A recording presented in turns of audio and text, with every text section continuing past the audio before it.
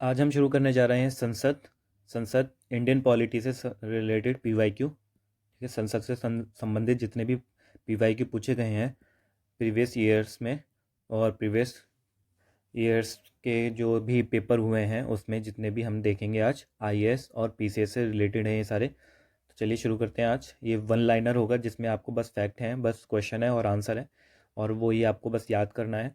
तो इससे हमारे को याद करने में बहुत आसानी हो जाती है। तो चलिए शुरू करते हैं। लोकसभा के लिए चुनाव में निर्वाचित होने के लिए किसी व्यक्ति के लिए न्यूनतम आयु सीमा है। जो न्यूनतम आयु है लोकसभा के लिए तो वो होती है आपकी 25 वर्ष। 25 वर्ष जिसकी भी आयु है वो लोकसभा के लिए चुनाव लड़ सकता है। 84वें संविधान संशोधन अधिनियम द्वारा लोकसभा की कुल सदस्य सीटों की संख्या 1971 की जनगणना के आधार पर कर दी गई है। ये तब तक बदली नहीं जाएगी जब तक कि एक वर्ष विशेष के बाद पहली जनगणना नहीं होगी।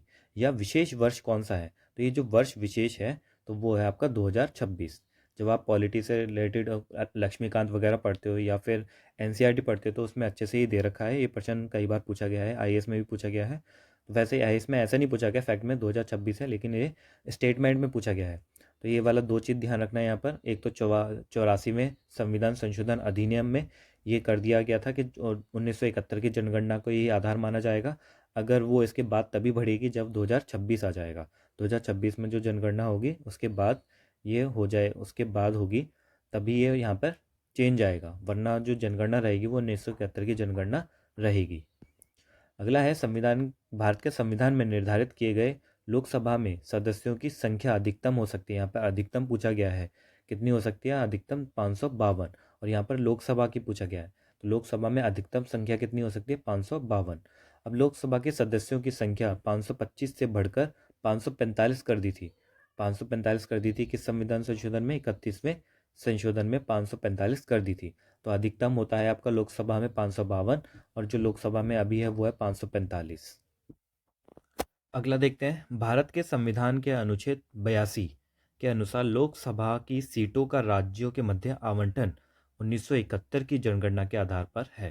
तो अभी हमने देखा 1971 की जनगणना को ही आधार माना गया है। कभी भी कुछ भी आ जाए आपका तो जनगणना आपके 1971 की ही आएगी। अभी आपने देखा 84वें संविधान संशोधन अधिनियम में 1971 की जनगणना को ही बता दिया है, आधार माना गया है, और ये तब तक नहीं बदली जा सकती, 2026 तक नहीं बदली जा सकती। अगला है लोकसभा में राज्यों की सीटें आवंटित होती हैं। लोकसभा में जो राज्यों की सीटें होती हैं वो आवंटित होती हैं जनसंख्या के आधार पर। तो ये जनसंख्या के आधार पर ही सीटें आवंटित होती हैं। अब इन राज्यों की लोकसभा में अनुसूचित जाति और अनुसूचित जनजाति के लिए आरक्षण नहीं दिया गया है। तो किन राज्यों की लोकसभा में अनुसूचित जाति और अनुसूचित जनजाति को आरक्षण नहीं दिया? एससी और एसटी जो होते हैं उनको आरक्षण नहीं मिला है। तो अरुणाचल प्रदेश, जम्मू एंड कश्मीर और मेघालय, इन तीनों राज्यों से है ना लोकसभा में क्या है? आरक्षण नहीं दिया गया है। तो आपको ये तीनों राज्य याद कर लेने हैं, अरुणाचल प्रदेश, जम्मू कश्मीर और मेघालय। अगला है इन राज्यों में अनुसूचित जनजातियों के लिए लोकसभा में स्थान आरक्षित नहीं है। अब इन राज्यों में अनुसूचित जनजाति एसटी से है ये के लिए लोकसभा में स्थान आवंटित नहीं है, तो ये आरक्षित नहीं है। तो ये हो गया केरल, तमिलनाडु और कर्नाटक। केरल, तमिलनाडु और कर्नाटक। अगला है यदि किसी राज्य के लिए लोकसभा के स्थानों की आवंटित संख्या 42 हो तो उस राज्य के लिए अनुसूचित जातियों हेतु आरक्षित स्थानों की संख्या होगी। तो ये संख्या कितनी होगी यहाँ पर ये पूछा गया है। चलिए देखते हैं। अनुच्छेद 330(2) के अधीन किसी राज्य या संघ राज्य क्षेत्र में अनुसूचित जातियों या अनुसूचित जनजातियों के लिए आरक्षित स्थानों की संख्या का अनुपात लोकसभा में उस राज्य या संघ राज्य क्षेत्र को आवंटित स्थानों की कुल संख्या से वही होगा जो उस राज्य या संघ राज्य क्षेत्र की के भाग की अनुसूचित जाति या अनुसूचित जनजाति की जनसंख्या के अनुपात उस राज्य या संघ राज्य क्षेत्र की कुल जनसंख्या से है। उदाहरण के तौर पर वर्ष 1996 में पश्चिम बंगाल एवं तत्कालीन आंध्र प्रदेश में लोकसभा सदस्यों की संख्या 42 थी, जिसमें अनुसूचित जाति के लिए आरक्षित सीटें 8 एवं 6 थीं। वर्ष 2008 में परिसीमन के बाद इन दोनों राज्यों में अनुसूचित जाति के लिए आरक्षित स्थान क्रमशः 10 एवं 7 है। चलिए अगला देखते हैं। लोकसभा में अनुसूचित जनजातियों के लिए राज्य में सर्वाधिक आरक्षित सीटें हैं तो लोकसभा में जो अनुसूचित जनजातियां एसटी है उसके लिए सबसे सर्वाधिक जो आरक्षित सीटें किसमें है, मध्य प्रदेश राज्य में है। अब लोकसभा में आंग्ल भारतीय समुदाय से सदस्य मनोनीत करने की शक्ति है। तो लोकसभा में जो आंग्ल भारतीय समुदाय है वहां से जो सदस्य मनोनीत किए जाते हैं तो वो शक्ति किसके पास है, राष्ट्रपति के पास है। राज्य विधानसभाओं में आंग्ल भारतीय समुदाय के लिए प्रतिनिधि का प्रावधान किया गया है। तो ये क्या गया है आपका अनुच्छेद 333 के अंतर्गत। ठीक है, तो आंग्ल भारतीय समुदाय से संबंधित अगर पूछे वो भी राज्य विधानसभाओं में तो आपका आएगा अनुच्छेद 333। अगला है राष्ट्रपति आंग्ल भारतीय समुदाय से नामित कर सकता है यदि वह इस राय का है कि लोकसभा में इस समुदाय का पर्याप्त प्रतिनिधित्व नहीं है। तो राष्ट्रपति ऐसे कितने सदस्यों को नामित करेंगे, 2 सदस्यों को।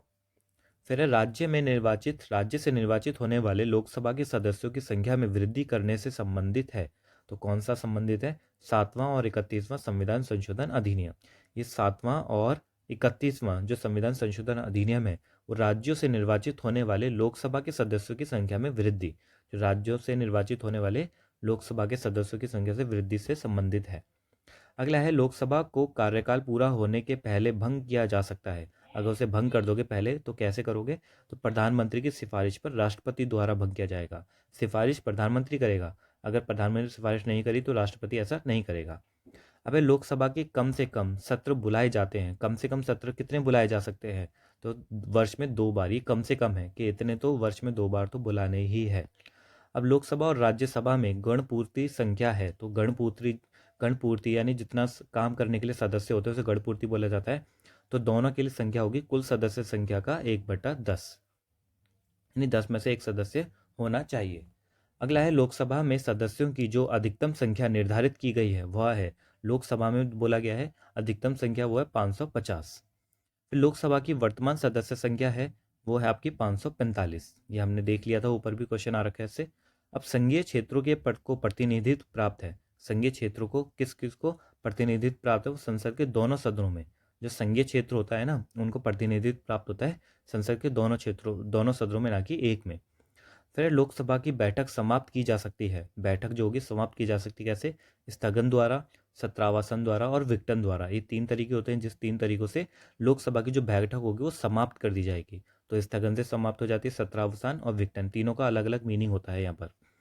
फिर अगला है लोकसभा के सत्र का अवसान करने के लिए, जो अवसान हो गया तो ये सत्रावसान जो बोला जाता है, सत्र का अवसान, ये वाला दूसरा वाला, तो इसके लिए प्राधिकृत है। तो ये कौन है, राष्ट्रपति। तो राष्ट्रपति ये होता है जो सत्रावसान करते हैं।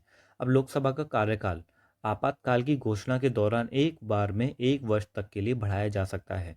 जब अगर आपातकाल की घोषणा हो जाती है तो इसलिए और उसमें लोकसभा का जो कार्यकाल होता है तो उसको बस 1 वर्ष में एक बार ही बढ़ाया जाता है, और वो कितनी बार भी बढ़ाया जा सकता है।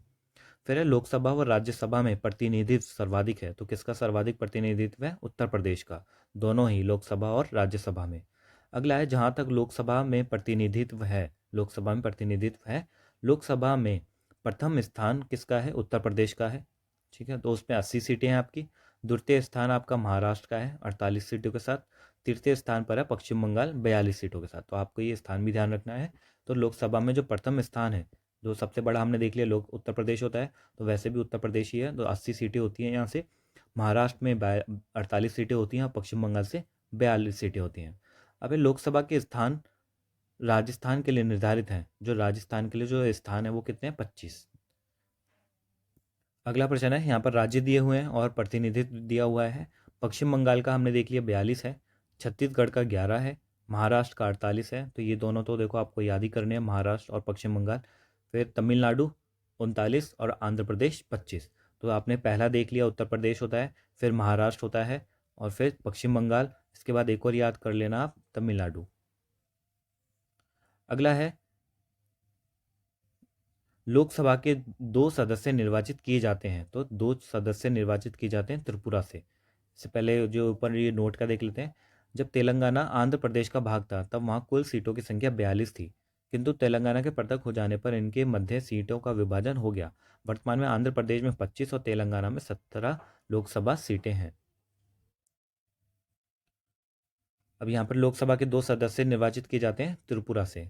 अब राज्य और संघ शासित क्षेत्रों के समूह की लोकसभा में केवल 1 सीट है। इसमें किसकी है? चंडीगढ़, सिक्किम और मिजोरम। इसमें बस एक एक ही सीटें हैं। इसमें राज्य या संघ शासित क्षेत्रों की लोकसभा में एक एक सीटें हैं। और 2 सीटें कहाँ से आती हैं? दो सीटें आपकी आती हैं त्रिपुरा से, और सबसे ज़्यादा आपकी आती हैं 80 उत्तर प्रदेश से। तो जनसंख्या के अनुसार ये सब होता है।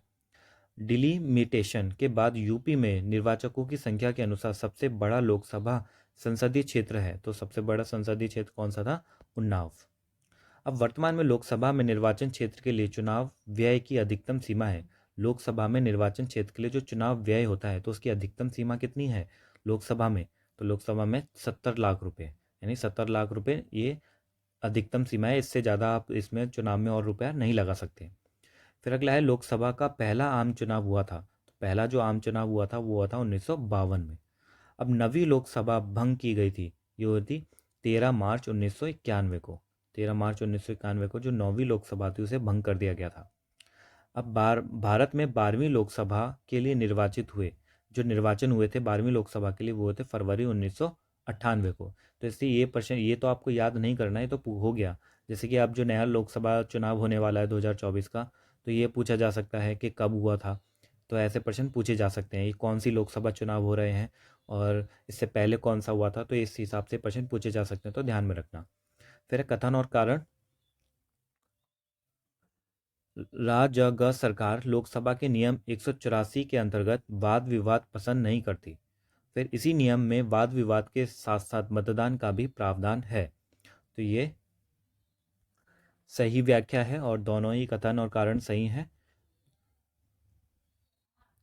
अगला देखते हैं, लोकसभा का नेता होता है, आपको पता है लोकसभा का नेता होता है आपका प्रधानमंत्री। अब लोकसभा का सर्वाधिक बड़ा क्षेत्रफल जो बड़ा होता है, सर्वाधिक बड़ा निर्वाचन क्षेत्र है वो कौन सा है? लद्दाख।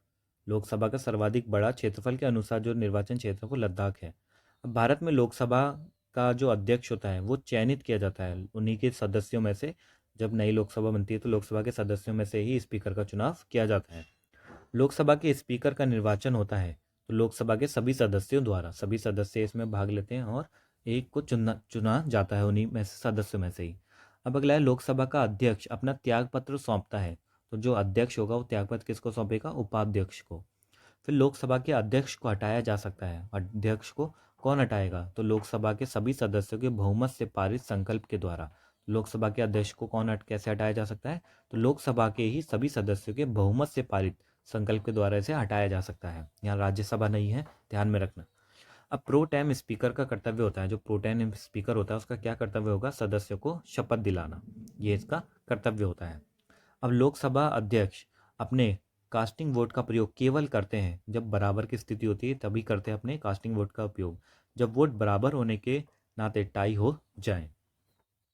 अगला देखते हैं, संविधान का एक अनुच्छेद उपबंधित करता है कि मत बराबर होने की दशा में लोकसभा के अध्यक्ष का मत निर्णायक होगा और वह उसका प्रयोग करेगा।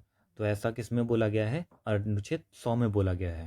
तो ये वही चीज जो हमने पहले देख लिया, एक अनुच्छेद उपबंधित करता है कि मत बराबर होने की दशा में लोकसभा के अध्यक्ष का मत निर्णायक होगा, जो उसका प्रयोग करेगा अनुच्छेद 100 के तहत। अगला है, लोकसभा के अध्यक्ष, जो लोकसभा के जो प्रथम अध्यक्ष थे वो कौन थे? जीवी मावलंकर। ये हमेशा पूछा जाता है, जीवी मावलंकर। फिर प्रथम स्पीकर जिनके विरुद्ध लोकसभा में अविश्वास का प्रस्ताव लाया गया, प्रथम स्पीकर थे अविश्वास का प्रस्ताव लाया गया था, तो वो थे जीवी मावलंकर। फिर लोकसभा की प्रथम महिला अध्यक्ष थी मीरा कुमार। मीरा कुमार जो थी वो प्रथम महिला अध्यक्ष थी लोकसभा की। अब लोकसभा की वर्तमान उपाध्यक्ष हैं, ये तो वैसे वर्तमान नहीं है, एम थाम्बी दुरई, ये पहले के थे। अभी वर्तमान में लोकसभा का कोई भी उपाध्यक्ष नहीं है और ये पद अभी 2019 से ही खाली पड़ा है। तो ये जो उपाध्यक्ष बताए जा रहे हैं 2017 में चुने गए थे, ठीक है। तो ये एम थाम्बी दुरई ये तब के हैं। अगर पूछा जाता है कि अभी इससे पहले जो आखिर के जो उपाध्यक्ष थे उनका नाम क्या है, तो आप ये बताओगे, लेकिन वर्तमान में अभी कोई भी नहीं है, तो ये पद खाली पड़ा हुआ है 2019 से। अगला है, यदि उपाध्यक्ष लोकसभा की अध्यक्षता कर रहे हो तो उन्हें एक अधिकार प्राप्त है कि वह, तो यानी उपाध्यक्ष अगर अध्यक्षता करते हैं लोकसभा की तो होता है मत बराबरी की अवस्था में मतदान कर सकते हैं। वही अधिकार है जो लोकसभा अध्यक्ष को प्राप्त होता है। अब प्रथम जनजातीय लोकसभा अध्यक्ष थे, जनजातीय लोकसभा अध्यक्ष थे P.A. संगमा। ये पूछा जा सकता है, P.A. संगमा। अब लोकसभा सचिवालय प्रत्यक्ष रूप से इसकी देखरेख में कार्य करता है। लोकसभा सचिवालय किसकी देखरेख में कार्य करता है? लोकसभा अध्यक्ष की देखरेख में लोकसभा सचिवालय काम करता है। अब लोकसभा चुनाव के मामले में सामान्य वर्ग के उम्मीदवारों तथा अनुसूचित जाति अनुसूचित जनजाति के उम्मीदवारों द्वारा जमा की जाने वाली जमानत राशि क्रमशः है। तो कितनी राशि है? ये सामान्य वर्ग हो गया, जनरल हो गया और एससी हो गया, एसटी हो गया। तो ये पूछा जा रहा है कौन कितनी राशि जमा करता है। तो 2011 में निर्वाचन आयोग द्वारा अगंभीर प्रत्याशियों की संख्या कम करने हेतु जमानत राशियां बढ़ाई गई, जो इस प्रकार है। लोकसभा चुनाव अगर होता है तो सामान्य वर्ग देता है 25,000 रुपये, एससी और एसटी वर्ग देता है 12,500 रुपये।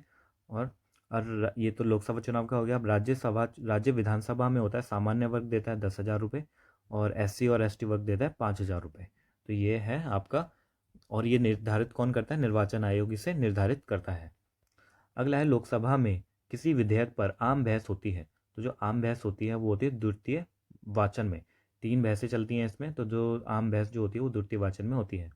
अब निम्न शक्तियां लोकसभा को राज्यसभा की तुलना में अनन्य रूप से प्राप्त है। कौन कौन सी शक्तियां हैं जो लोकसभा को प्राप्त है राज्यसभा की तुलना में? तो पहला है कि धन विधेयक केवल लोकसभा में प्रस्तुत किया जा सकता है, ये लोकसभा की पावर है। फिर है धन विधेयक के निरस्तीकरण अथवा संशोधन के संबंध में, ये भी लोकसभा ही कर सकती है और कोई नहीं कर सकता, राज्यसभा नहीं कर सकती। फिर मंत्रिपरिषद के उत्तरदायित्व के संबंध में हमने देखा है कि मंत्रिपरिषद का उत्तरदायित्व सिर्फ लोकसभा के प्रति होता है, ना कि राज्यसभा के। तो ये लोकसभा की स्पेशल पावर है जो यहाँ पर बताई गई हैं। हमने संसद का एक पूरा टॉपिक देख लिया है। अब हम संसद का ये अगले वीडियो में देखेंगे, संसद का भाग 2। चलिए मिलते हैं अगले वीडियो में, तब तक के लिए बाय बाय।